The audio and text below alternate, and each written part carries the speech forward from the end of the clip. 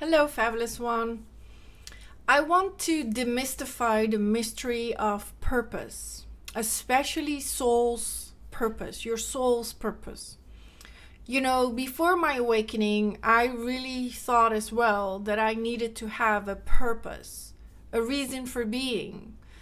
And until you find that reason for being, that purpose, you feel like you're just wandering in life, doing one thing, doing the other thing, but never really fully feeling alive doing it.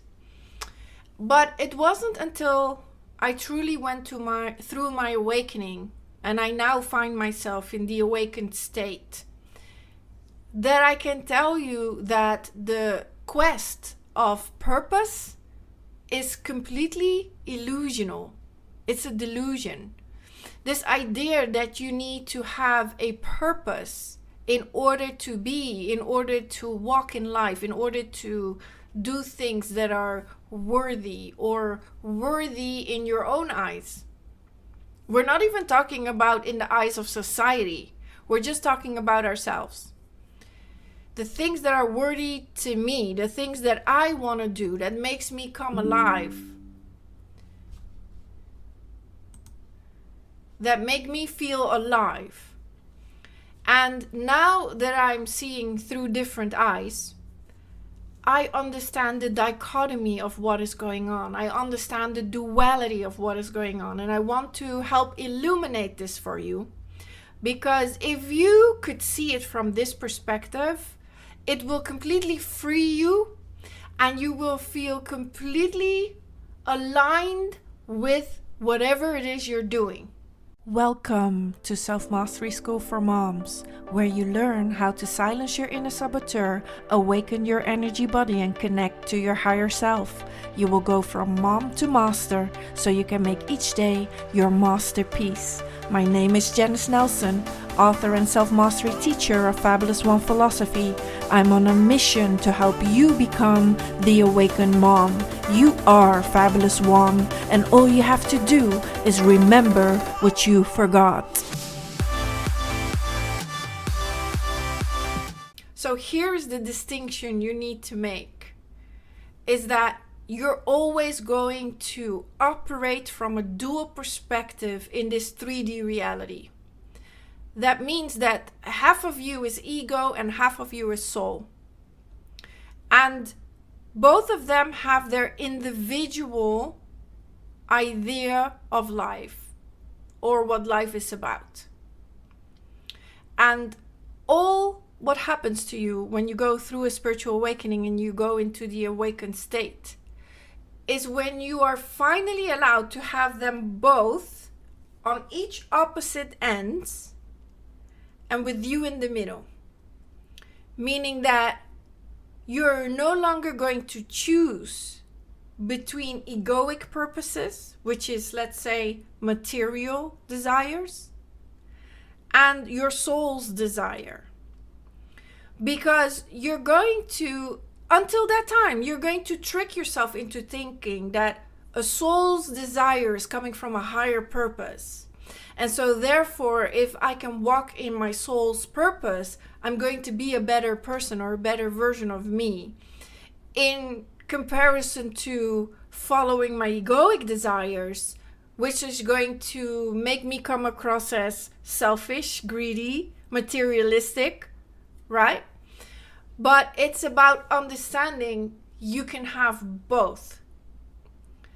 So what is really funny is that basically, once you come into alignment and you reach the awakened state, you finally realize you can have your cake and eat it too. But not in the way that you think. So having your cake and eating it too, if you translate that with the dualistic mind from the perspective of the collective unconscious, you think that I'm teaching you to go after everything, to do everything. No, that's absolutely not what I'm trying to say. What I'm trying to say with having your cake and eating it too is that the soul's purpose is only one purpose for all of us, We all have the same soul's purpose. There is no difference.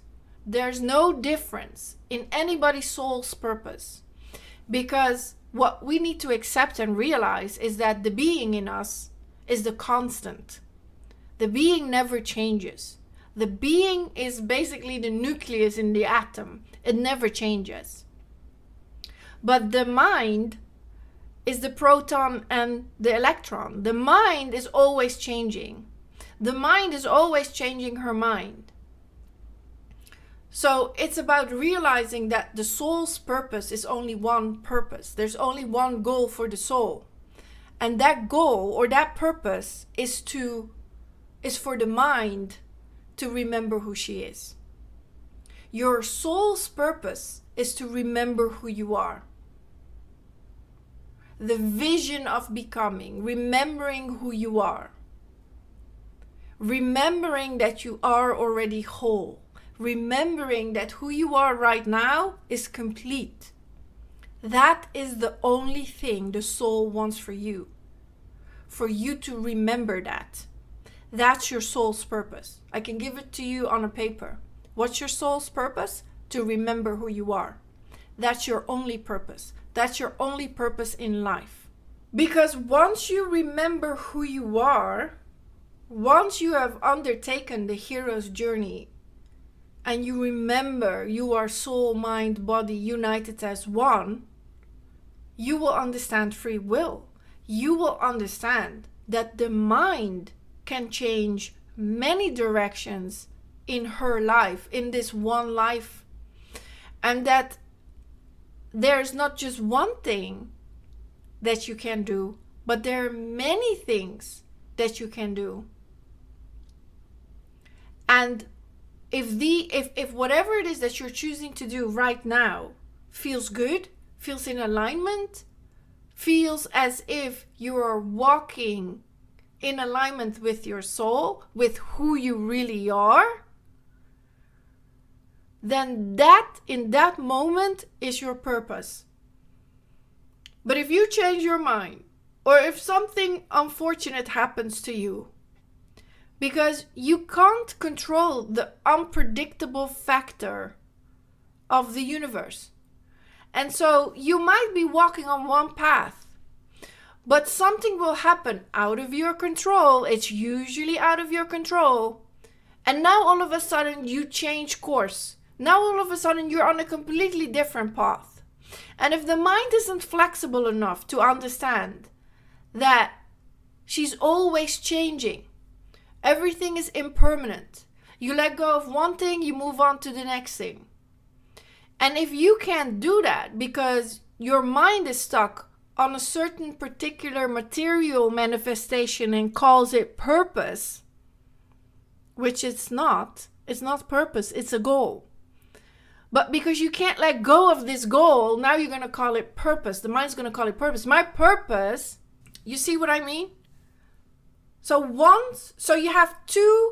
there are two things that need to happen to you. You need to go on the hero's journey and reunite with your soul. Because only once you reunite with your soul will you understand that the only purpose your soul has is for you to remember who you are. To be more specific, for mind and body to remember who they are. That is the only purpose a soul has. Your soul has. My soul has. Everybody's soul is the same. The being is the constant. The variable is the mind and body.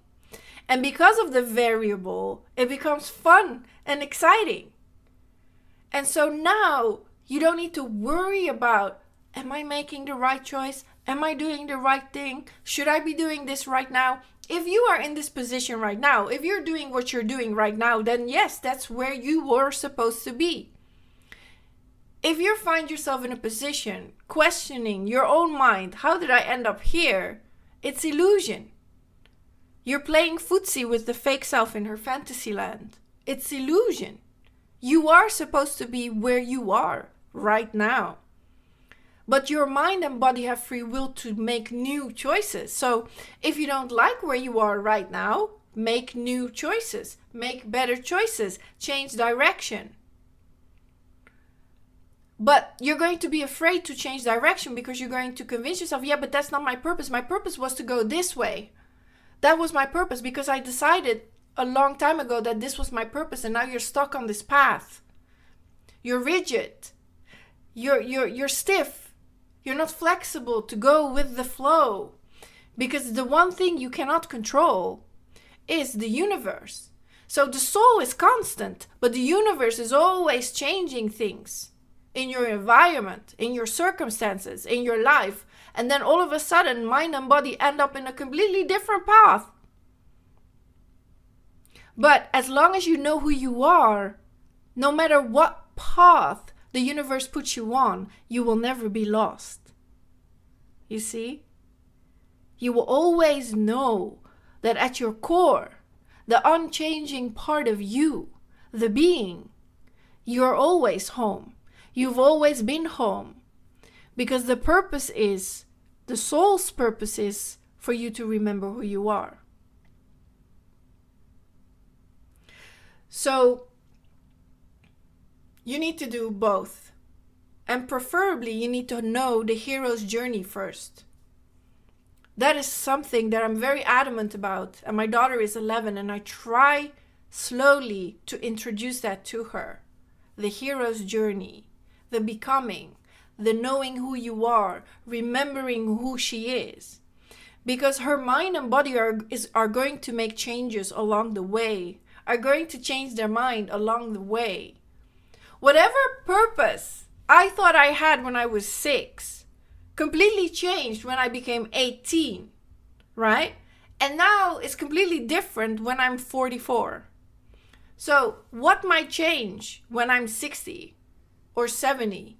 I don't know. I have no control over that. But I don't need to worry about that as long as I know who I am. As long as I know what my soul's purpose is. My soul's purpose is to know who I am.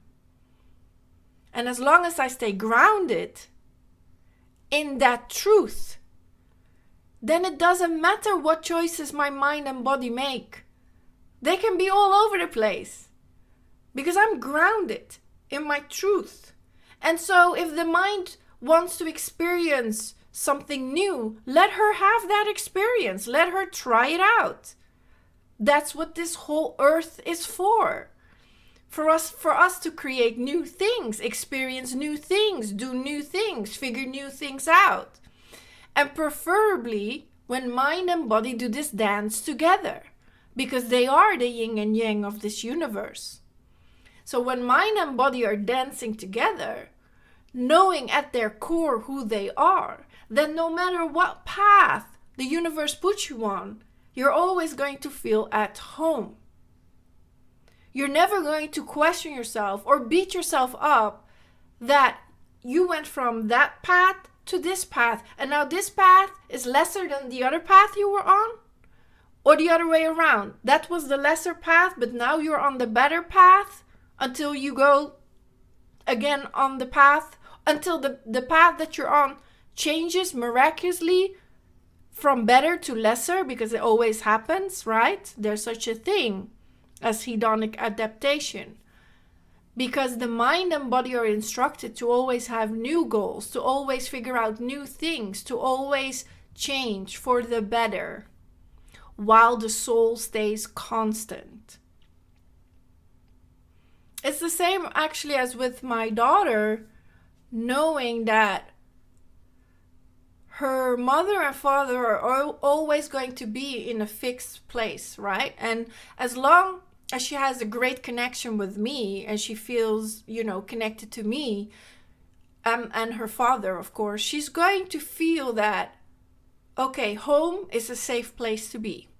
Home is the constant. It never changes. But now I'm going to get curious. Now I want to go on my own adventure. Now I want to do my own things. And she wants to leave the house because she feels safe and courageous enough to do so.